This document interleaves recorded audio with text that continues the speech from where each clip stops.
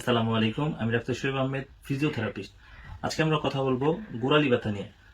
আমাদের দৈনন্দিন জীবনে এই গোড়ালি ব্যথায় পড়েননি এরকম লোক খুবই রেয়ার বা খুব কম পাওয়া যায়।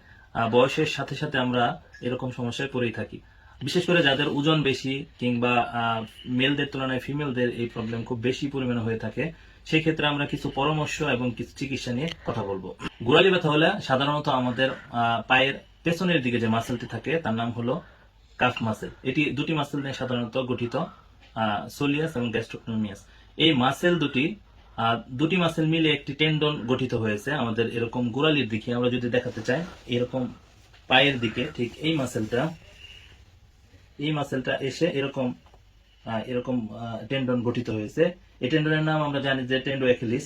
এই টেন্ডন যখন ইনফ্লামেশন হয়, এই ইনফ্লামেশনের কারণে আমরা জানি সাধারণত এই মাসেল যখন দিনের পর দিন ইনফ্লামেশনের কারণে অসুস্থ অবস্থায় থাকে, অর্থাৎ এই মাসেল যখন ইনফ্লামেশন হয় এই টেন্ডন, সেই ক্ষেত্রে মাসেল স্পাজমিক অবস্থাতে হয়ে যায়, শক্ত অবস্থায় হয়ে যায় কিংবা ইনজোর্ড অবস্থায় থাকে। সেই ক্ষেত্রে যখন এটার ইলাস্টিসিটি ফ্লেক্সিবিলিটি কমে যায়, সেই ক্ষেত্রে এর মুভমেন্ট তখন ব্যাহত হয়। এই মুভমেন্ট ব্যাহত হওয়ার কারণে আমাদের গোড়ালিতে প্রভাব পড়ে, যার কারণে গোড়ালি অনেক সময় ব্যথা হয়। এছাড়া গোড়ালি ব্যথা অন্য অন্য কারণেও হতে পারে। যদি কারো প্লান্টার ফাসাইটিস থাকে, ফাসায় যদি ইনফ্লামেশন থাকে, সেক্ষেত্রে গোড়ালি ব্যথা হতে পারে। আবার যদি কারো ক্ষেত্রে গোড়ালির দিকে যদি অল্প হাড় বেড়ে যায়, সেক্ষেত্রেও গোড়ালি ব্যথা হতে পারে। একাধিক কারণে গোড়ালি ব্যথা হতে পারে।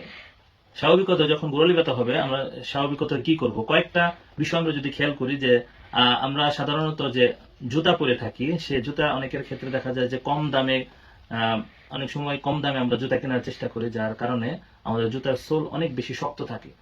এর কারণে আমাদের শরীরের ভর যখন এই গোড়ালির মধ্যে পড়ে, ঠিক সেই সময় ভরের যে একটা ইমব্যালেন্স হয়, এর কারণে এই প্রবলেম ক্রিয়েট হতে পারে। সেক্ষেত্রে আমরা সোল, ভালো মানের সোল অথবা যে জুতাগুলো নরম, সেই ক্ষেত্রে এই জুতাগুলো আমরা পড়তে পারি, সেক্ষেত্রে কোমর ব্যথা কমে যেতে পারে।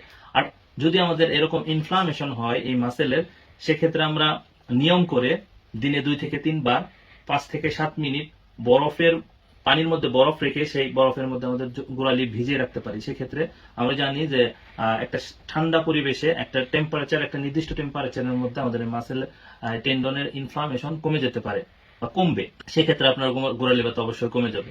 এছাড়া আমরা কিছু স্ট্রেচিং এবং স্ট্রেংথেনিং প্রোগ্রাম বা এগুলো করতে পারি।